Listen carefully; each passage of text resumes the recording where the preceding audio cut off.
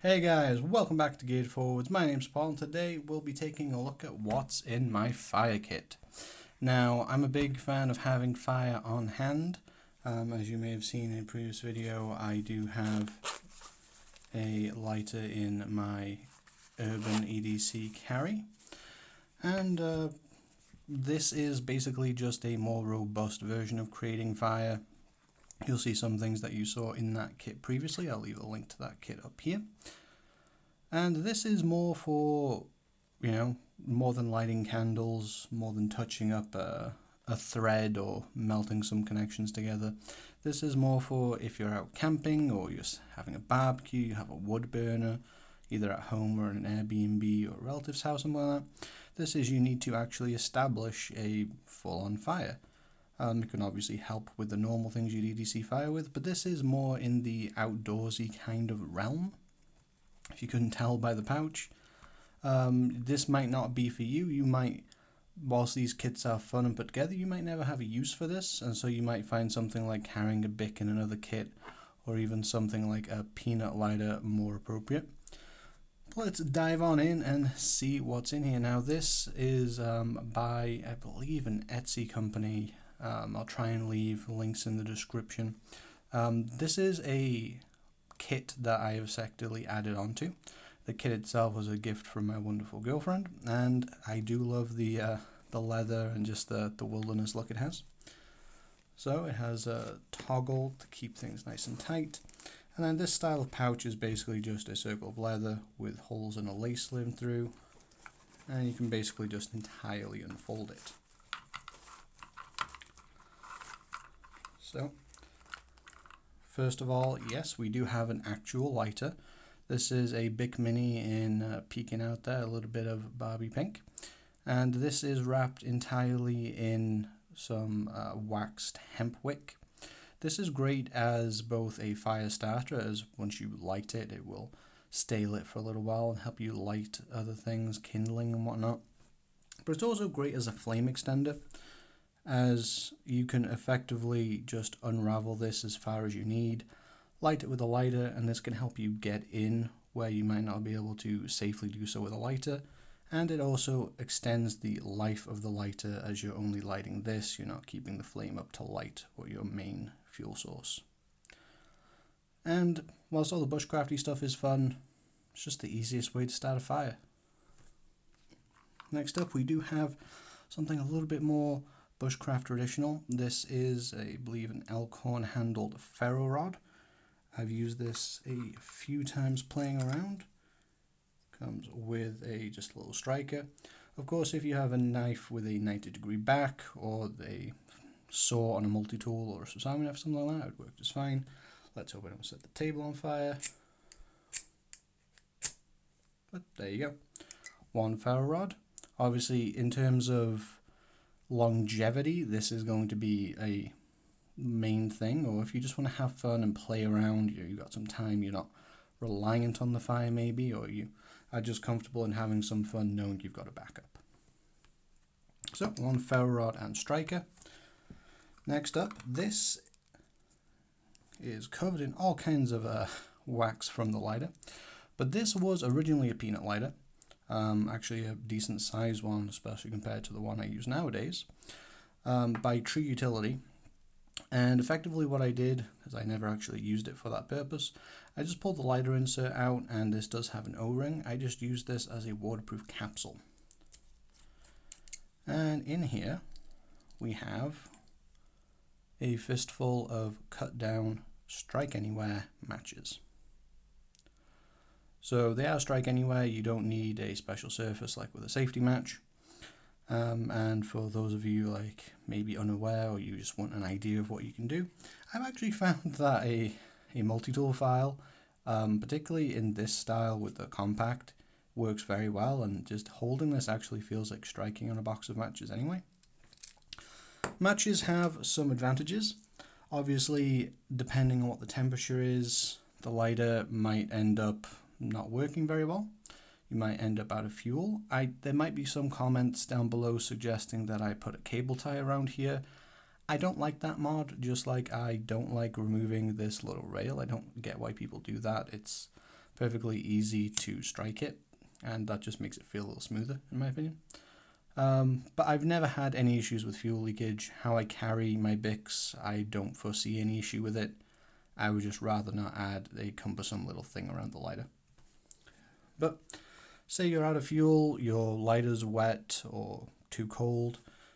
Well, in a little waterproof container, these are a great way to start a fire, and it doubles a little bit because you're not just getting the initial flame, you actually have a tiny bit of fuel here that you can actually put amongst your kindling to get going. So you can get quite a few in there. So, one waterproof capsule covered in wax, full of strike anywhere matches. So that's all dealing primarily with how to start fire. However, what if we need some tinder, some materials to help that process along? This is the company, Bushcraft. They're the ones that make this kit. So this is just some basically shaved fat wood. So you effectively just take a little pinch of this, and because it's all fine like this, it makes it easier to catch with a spark. But this is very much a flash kind of tinder. It will burn very quickly, so you need to support it with something else. Next up, this is this is actually from this paracord here. This paracord is survival cord, which means that it has the normal strands 550 cord has within it, but with 2 extras in this case. One of them being a length of cotton thread for repairs, and then this is a piece of waxed, I believe, cotton that you can fluff up and use as tinder. Whilst I was gutting some paracord for a project, I ended up with the innards left over, and I thought, well, this is viable tinder, why not just throw it in my kit? And you can never have too much. So this would serve, it can serve a similar purpose to the wick, however it's easier to fluff up and act as actual tinder. On the tinder side of things, we do have some jute cord here. Now this is obviously, it can be used as cordage, it's natural, so you don't have to worry about it being left behind. But this is also great for just kind of breaking down and using as a tinder. One thing that I've done in the past is have some of this in hand, and whilst I'm striking a ferro rod, just have some essentially behind the striker, so that as you're striking, it just catches. Now you do have to be a little careful with that, you don't burn your fingers or drop it and let the fire go everywhere. However, jute is a great resource both for cordage and fire starting, and you know, this is quite a lot of jute and not much of a package, and it's really cheap. And a lot of the time when you get gift wrap stuff from Etsy stores, they'll even use it as binding, so free. Now into the more unusual things, I guess. So here we have the heads of some Q-tips or cotton buds. Again, it's just fluffy cotton, just rub between your fingers, fluff it up, take a spark to it or a flame, helps you get something going. This is a toothpick. This is, you know, this wouldn't burn super well. You could set it on fire if you wanted to. This is more just to kind of interact and move stuff around, that kind of thing. A small piece of wood in a fire kit doesn't go remiss, and there's plenty of space for it. And then we have these. See, back in the day, kids, back in the day of probably within the last few years, restaurants gave you plastic straws.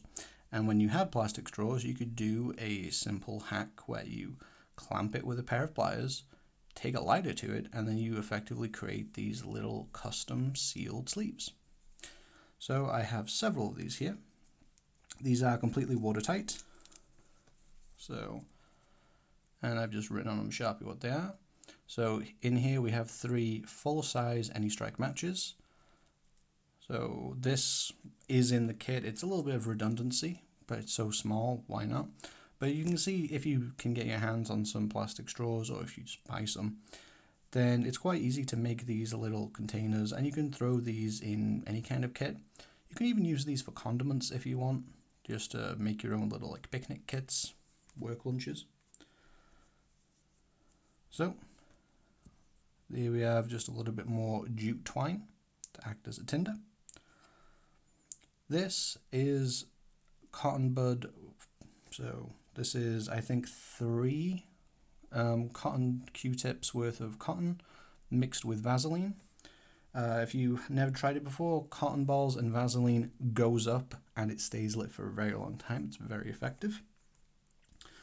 And then this little guy, if you remember your periodic table, Mg, this is essentially just packed full of magnesium shavings. This is from the principle of those fire starters you get where it's just a block of magnesium with a ferro rod on the side. I literally just took a file to one of those blocks, got a pile, sealed it up nice and watertight in here, and then this, once it starts burning, it burns fast but also burns very hot. So if you're in a very humid or it's been raining a lot, magnesium can actually help you start a fire pretty effectively. You might want to carry more than this, but given the grand scope of everything in the kit, I felt this amount was adequate. And that is what is in my fire kit. So, what do you think of my kit? What do you think could be added to help make it a little bit more reliable and well-rounded? What do you have in your kit if you have one? Does this video inspire you to make a kit of your own? Let me know in the comment section down below. And just as a fun question, do you carry a source of fire in your EDC? It is really useful. I'll probably have a video on that soon. But it's just, something that I'm curious about how many people actually do it, whether or not they smoke or not. So, I hope you enjoyed this video. If you did, make sure to smash that like button, hit that subscribe button, because YouTubers tell you to do that because it really helps. It does. And it's free. So until the next one, I've been Paul, and I hope you have a wonderful day.